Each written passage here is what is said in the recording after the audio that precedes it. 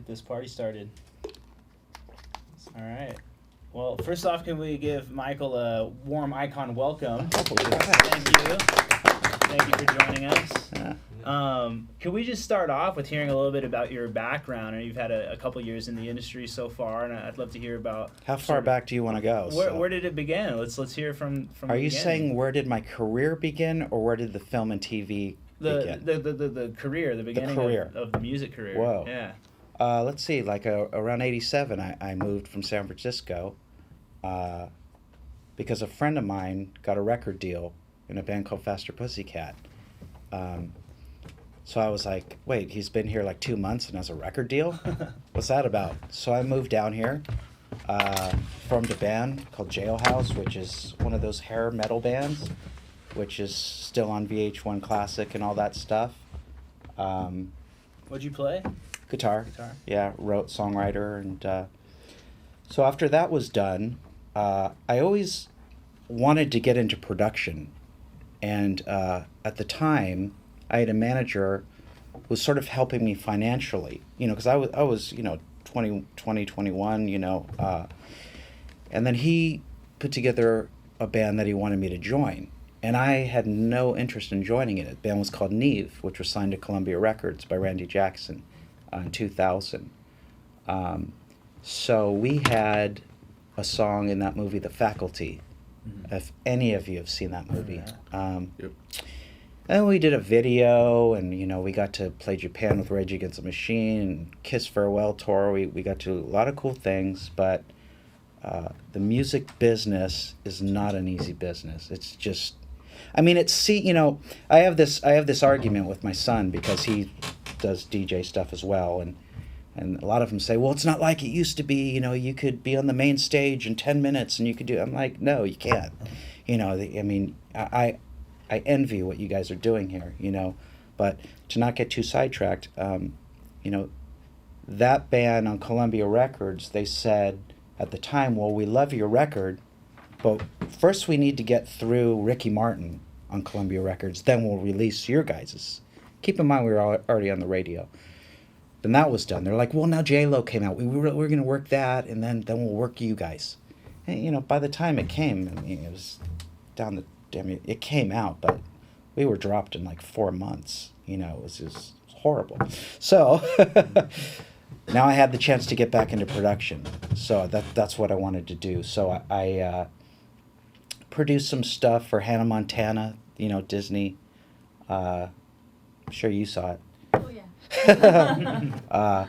Not actually Miley. I did you watch the show? Oh, yeah. Okay, so there was that Oliver. Yeah. So I ended up doing a song for him, which was on the show, and then we did stuff for Disney Mania. Then I ended up being his sound man, which I didn't want to do, but we were touring. I was running sound, and I was like, I'm kind of ending up where I don't want to be. So what happened is a guy in my first band, Jailhouse, he's a producer, great producer too. And he said, I got a guy who's licensing music. And I was like, well, what does that even mean? And he said, getting music on TV and all this. Okay. So I was getting a couple things on TV, and then they were calling me, and they were saying, oh, well, we need this for Duck Dynasty. So I was doing, taking out slide guitar, doing all that stuff. And so on. It just, I don't know how deep you want me to get into that, but, I definitely clawed my way to the top a little bit because that company was placing my stuff all over The Price is Right. And next thing I knew, the company was coming into my house, writing me checks. Will you please do more? And I was like, something's not adding up here. These guys must be getting a lot of money for this. So I went behind their back and called The Price is Right myself. This is exactly how it started too. And the guy was really cool. He's like, oh man, I love your stuff. And I was like, well, listen, I got 10 more cues. You guys know what cues are, right? Yeah. They're not songs. They're like 30 seconds to a minute piece of music, And he's like, well, I can't put your stuff on the air without that company, because that's how houses get burnt down in Los Angeles. So I was like, well, let me come to the show. He goes, I can let you come to the show as a guest. So I went to the show, gave him a thumb drive. I said, here's 10 more cues I've done. And they're amazing for Price is Right. So he's like, man, these are great, but I can't use them. You know, so I did 10 more. Brought him back. Calls me up. Listen, man, I went up to bat for you. You're in. So long story short, screwed the other company over. Now I'm the main composer on The Price is Right. I bring in a zillion other composers now. I just brought in my first, actually Cameron. I did one with him that just got on. Icon graduate. Yeah, and what he did is he was in Ableton, and I sat down with him and said, okay, I had an acoustic guitar. I said, this is going to be the basis of this cue. I want you to fill in all the young BS. Just do all that shit that I don't do. You know, I said, because otherwise I don't need you. Do what I can't do here. And that was like sound design. That was all the like, yeah, you know, just he's just very good at that, and it just sounded really good. And he would, you know, I definitely. It's like someone painting, and you're looking over their shoulder, going, okay, no, do more of that, and it just turned out great, and then boom, it was on. So then I took all my music to a guy I met, and he said, it's great stuff, but you're with bottom feeder libraries. You're with, you know, people, you need to be with APM, Killer Tracks, Mega Tracks.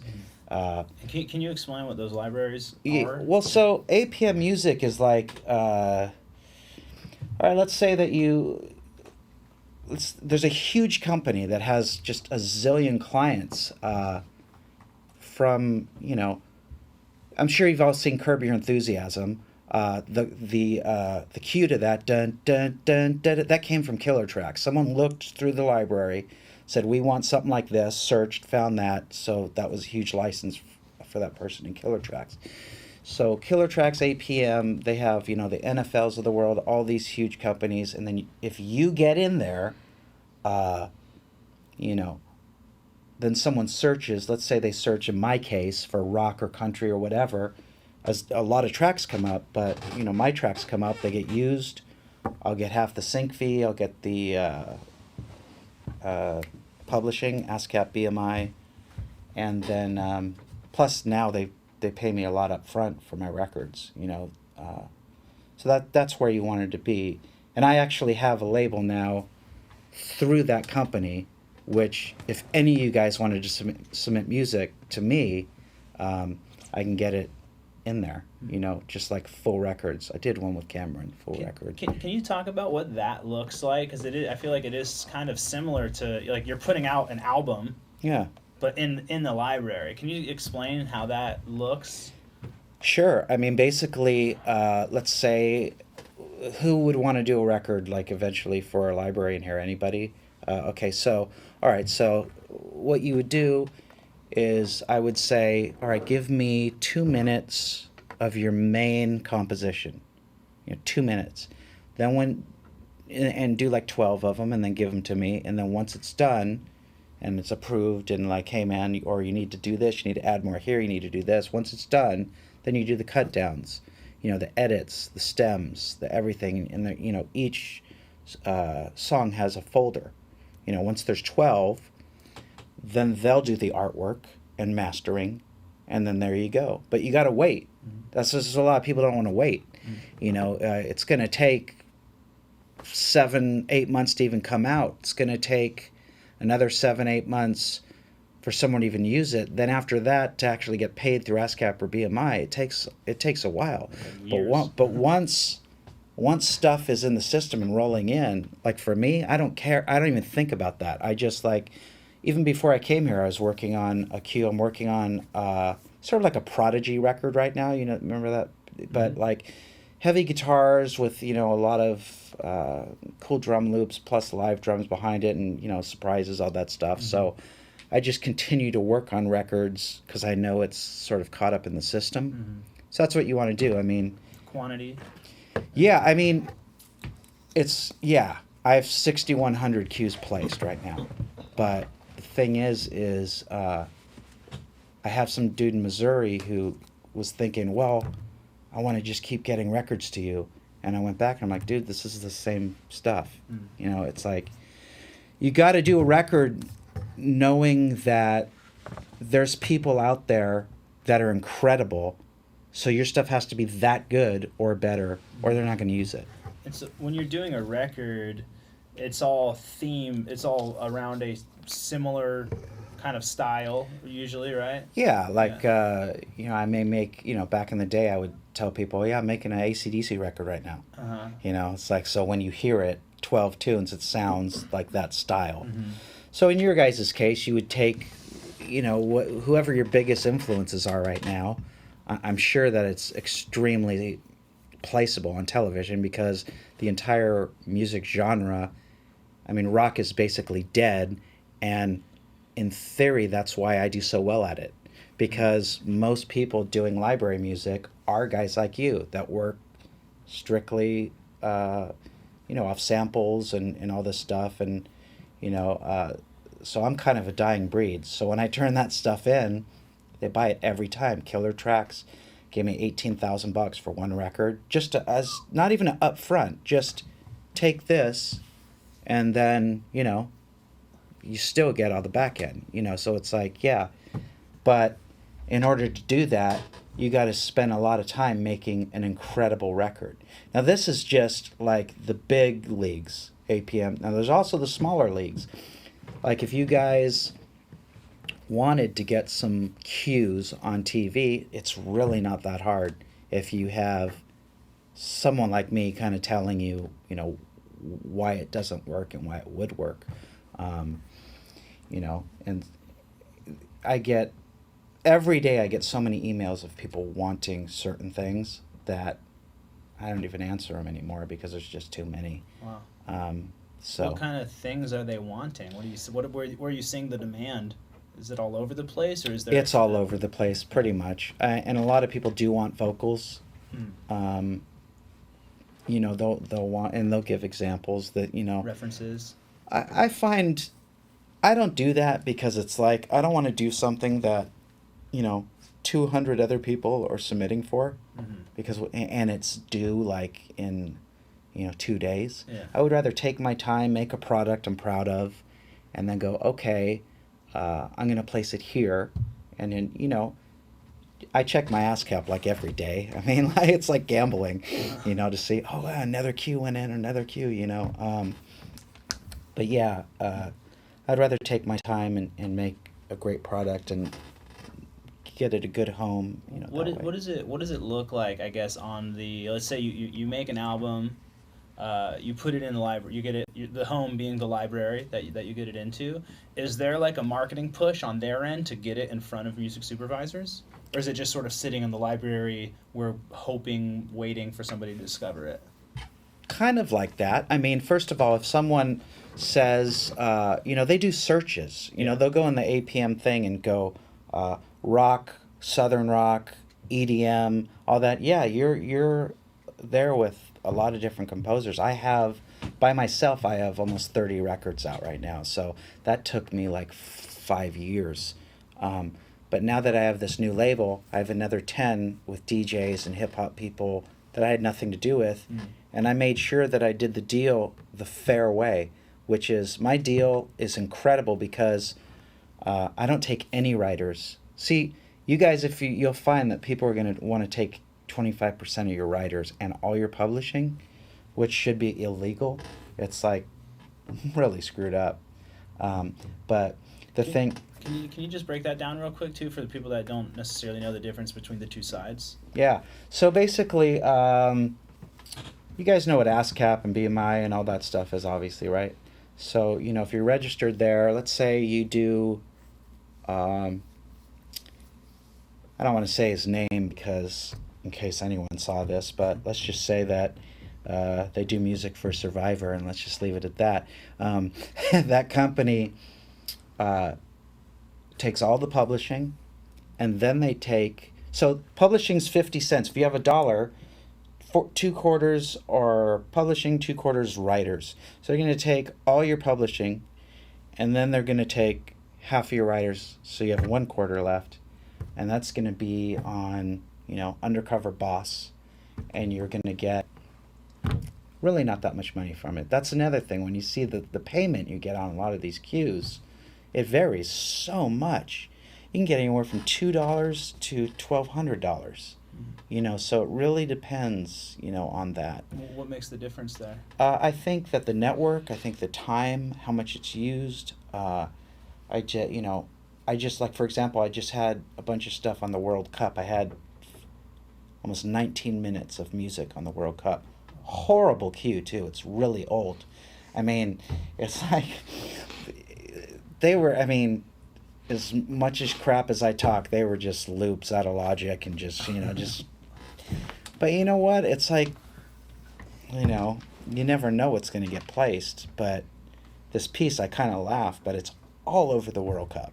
It's just like one synth and a drum beat, and it's like, okay. But so that I'm imagining is going to pay a lot of money.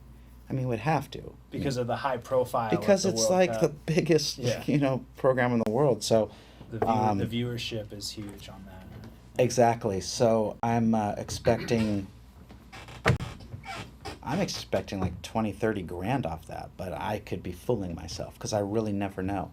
But so yeah, I mean, I tend to go subject to subject to subject because there's so much to cover in each. But yeah.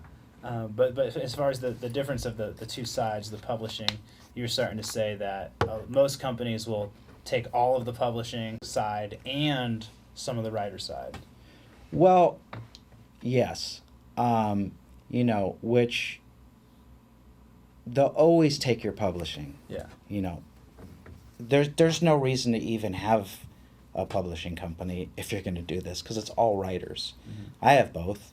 But because I have some deals with relationships now, like the auto shows on Fox, I'll get publishing and writers because I don't charge them anything to do it.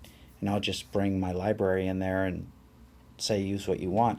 And that would include any of you guys as well. If you had good stuff, I would just say, yeah, and then I would take the publishing, so I got paid, and leave you guys the writers. So yeah, that's kind of how that works, So. Cool. So how long does it typically take you to write a cue? I mean, the thing is I don't put a time limit on it, and I'm going to answer that. But I'm just saying in my head, I don't really put a time limit on it, and it does depend on what I'm doing. But I would say, I usually get in my studio like between 10:30 in the morning and 11, and I'm out of there by like 6. And I would say that I don't finish one in a day, usually sometimes 2 or 3 days, because I have such high expectations for my stuff that when I play you guys cues or whatever, it's got to kick ass. I mean, it's like I don't want it to be. And that's the mistake a lot of composers make. They just want to get shit out there. It's like, no, take yourself seriously. That's why now, guys from Killer Tracks and APM, those guys, I can call those guys on the phone and have a conversation, not even about music at this point, bullshit stuff. And then, it's really proven myself and clawed my way. Killer Tracks, I kind of clawed my way in there also. They weren't looking for anything. The last metal album I did, true story. Killer Tracks bought a metal album from me. That's the first album I ever sold. And the second one I did, he didn't even want to hear it. He said, we don't need any more metal. So, but I almost looked at this metal album as an actor. I went to Periphery concerts. I went to all this stuff because I wanted to get that younger metal sound that I didn't have. I wanted to sort of get it in my DNA. So I spent 3 months on this album. So I told them, Killer Tracks, I said, well, it's not only the best album that would be in Killer Tracks for metal, it's the best album in production music out of any label out there. And he said, well, that's a big statement. I said, yeah. I said, this album's freaking unbelievable. So 2 weeks later, I got an email from him. He goes, so I listened to your metal album, and it's really out there in a good way. We'll talk soon. So, it took like 3 or 4 months. I called him up, and finally I was paid for it, and it's up on the site. It's called Face Melter. It's just freaking... it's so far that I even in my head I was like, shit, have I gone too far on this? Because you guys know that plug-in stutter? Anyone know that plug? Okay, so yeah, so I put my guitars in there. It's like all this crazy stuff with these metal drum beats. I'm just like, shit, I don't even know if this can be used anywhere. But but I turned it in and just, I kind of sold myself on that one, which you kind of, that's another thing. You gotta. No one's going to, email you and say, hey, I'm looking for this, do this for me. It's a big job to do a full production record for people. It takes a lot of time, yeah? So what provokes you to do a certain style? Like, is it just... Pure boredom. Yeah, like, and I'm very versatile because, so I did a southern rock record, then a pure country record, then metal, then classic rock. Then I did 3... very similar records of easy listening acoustic and sold it, 1 to Killer Tracks, 1 to APM, 1 to Mega Tracks. All sold. I had the whole thing planned, all worked.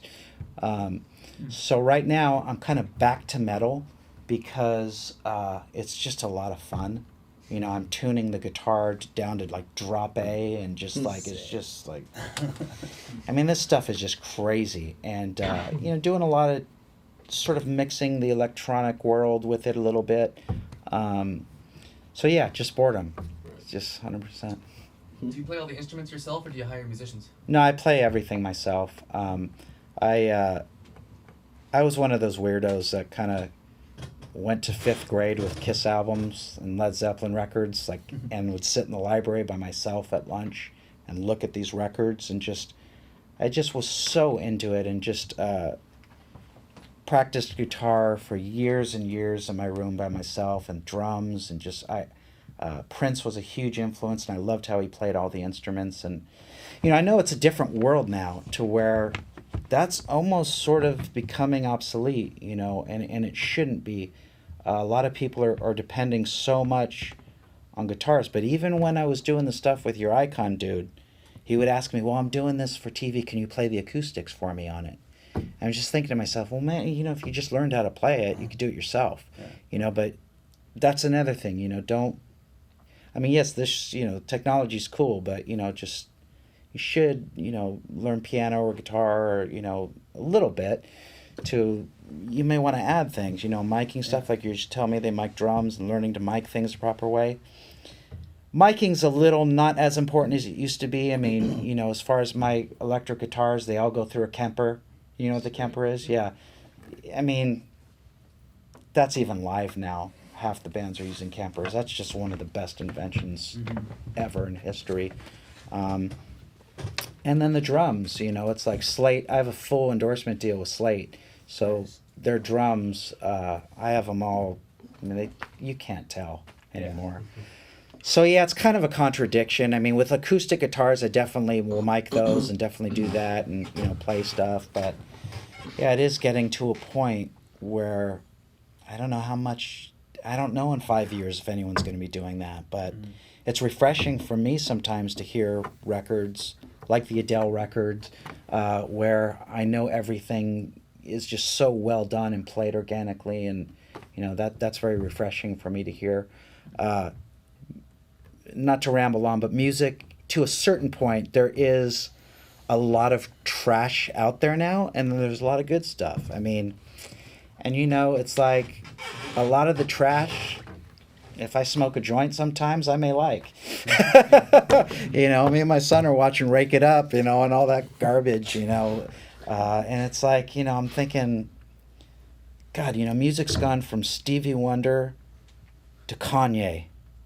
I know that's a dangerous thing to say in this room, but it's like, it's just, there's so much talent, and sometimes, when I hear like Poopity Scoop and all that garbage, I'm just like, what the fuck is going on, man? It's just like, you know, it's just crazy. So as a musician, you know, I listen to music just such a weird way now. You know, I hear so much shit. You know, Outside of the music library world, I mean, a lot of the people that are coming out of Icon are artists. Like I was explaining earlier, it's like I'm making my own music. My name is on it. I want to perform it and have a brand and tour. And most likely too, I probably even own it as well. great, yeah.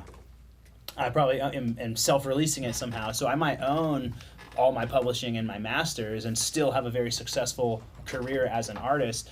What would licensing look like from that perspective then? It would look great. Yeah. Yeah, And I mean, how would I go about? but like, here's trying to get the those thing. placements? Yeah.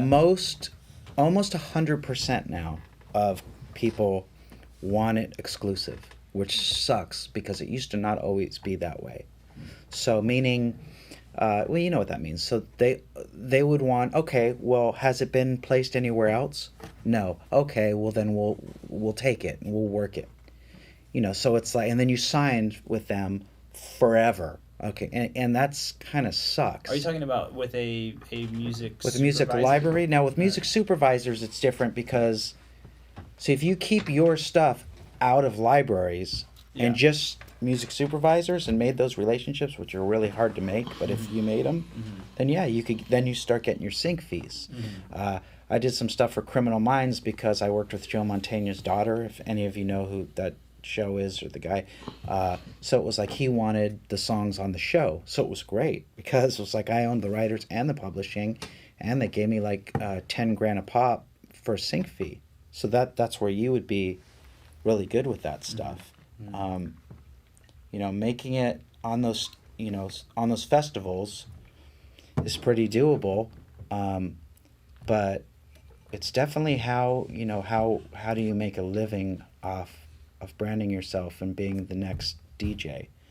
And that I don't know how much you cover of that in the school, but you know, that's a school of its own.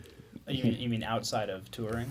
Exactly. Yeah. Yeah. I mean, you know, I think it's almost impossible. I know a guy who's, I know a lot of guys are doing great in doing it, but you know, you got to work your ass off.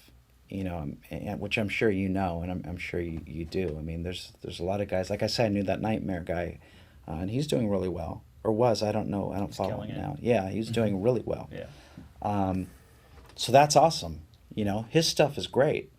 You know, he's got some. I mean, what I heard, you know, and saw the way he worked was really inspiring. I guess how would, you know, maybe even somebody like in his case.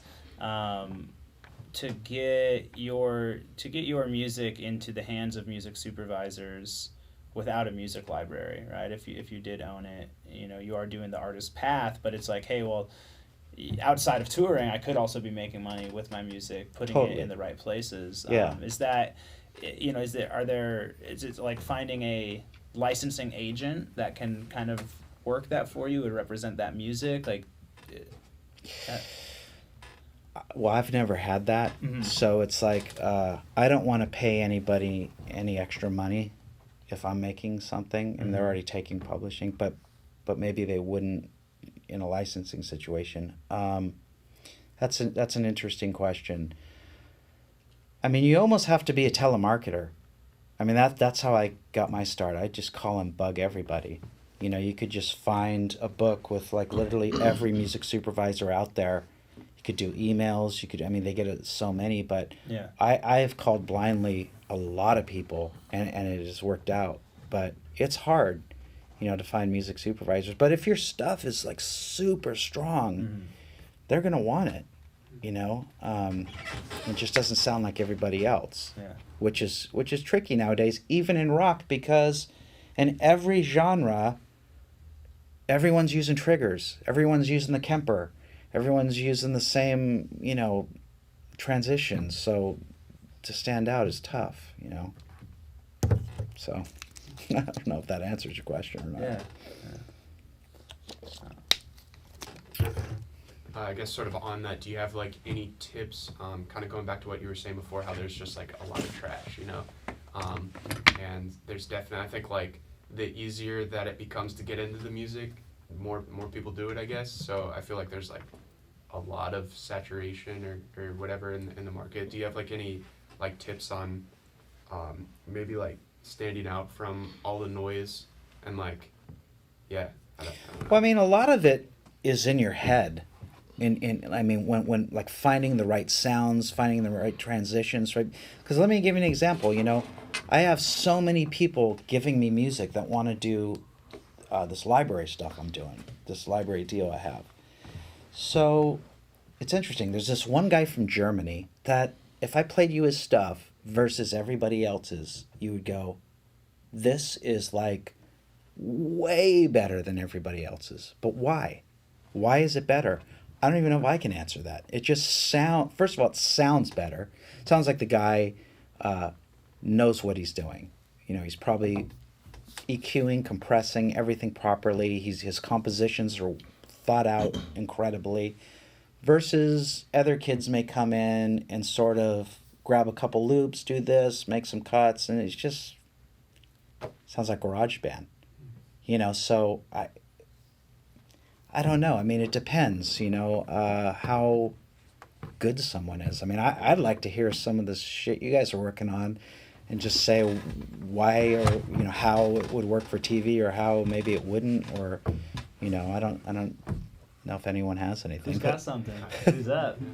Yeah, play Well, some. It's a song. It's not like a film score or anything. Oh, no, well, none of my stuff's film score. Okay. They're cues, but... Plug it in. Yeah. Yeah, sure. I don't know how much time you guys Let's hear got, it. but we yeah. we got another like 20-something minutes. Oh, yeah, I'd love to hear what you guys are doing. Miles, I know you got some stuff. Dude, play it, man. Yeah. I won't rip it apart. I like your shirt, by the way. Of course, my daughter had a shirt like that, and I called her a poser because she couldn't name any of the Zeppelin songs. So we're not going to get into the... I sing the Immigrant song every time I put it on. Really? Okay, Yeah. cool. But it is my dad's. It's cool, yeah. Feedback. That sounds good. Sweet.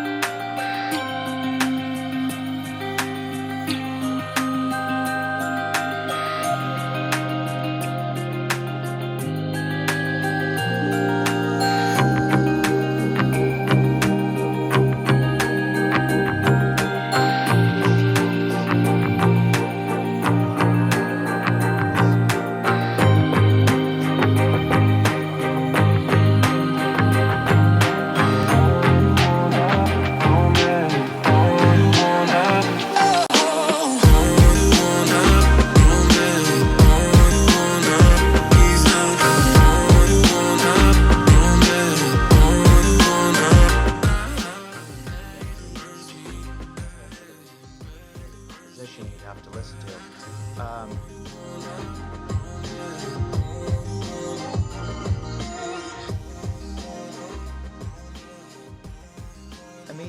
was doing this for TV, I would add more elements to make it less repetitive.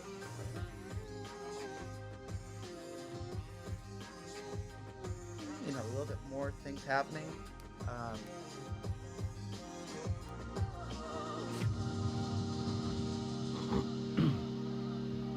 The first time he broke down was really cool. I would add a little bit more.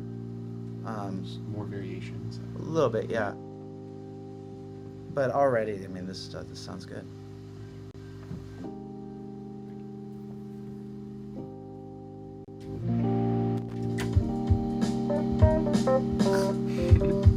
Not sure about this part, but.